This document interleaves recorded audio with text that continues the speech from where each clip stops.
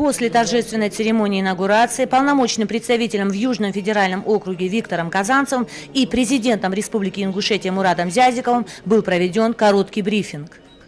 Что же касается того настроения, с которым я сюда приехал, я услышал очень много мудрых мыслей.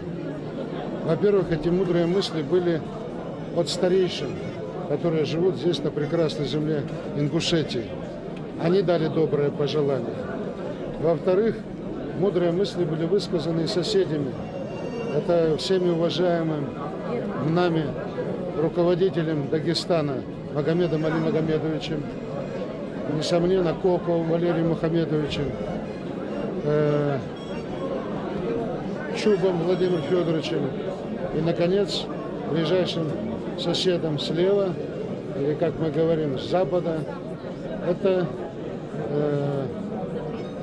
Ахмед Хаджи Кадыров.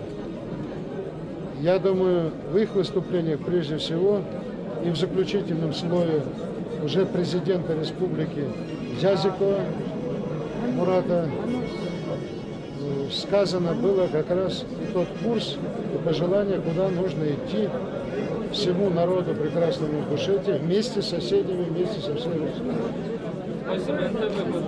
Виктор Германович, не жалко ли вам терять своего заместителя, вот профессионала такого?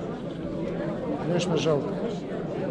Но как бы там жалко не было, тут не знаю, может быть, пожалеет один полпред, но зато народ Ингушетии обрел гораздо больше. Как здесь образно сказал старейшина, мудрый, что если в Туркмении есть Сапур Мурат, то у нас, говорит, будет Супер Мурат. Этим все сказано. Это оценка его действий старейшины. Конечно же, в этом плане нужно выбирать между одним и другим. Но и то, что это случилось, я думаю, не стоит жалеть, потому что это делается во имя и во благо народа.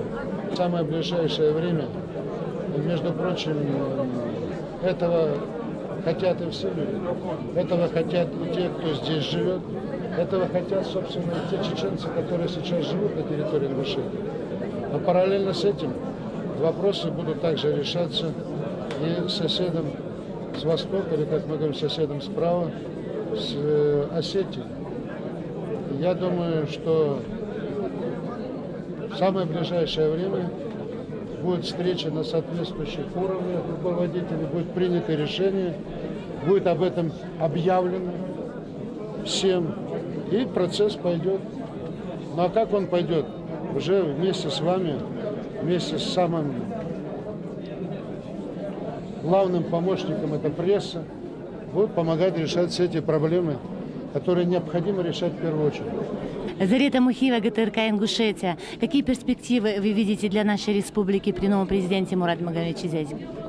Сейчас нужно нарастить все то положительное, что было сделано прежним руководством, а сейчас нужно в кратчайшее время решить быстро кадровый вопрос, определить, с кем дальше идти, чтобы это был крупные успешные шаги вперед во имя народа. Президенту Мурату Магомедовичу Зязикову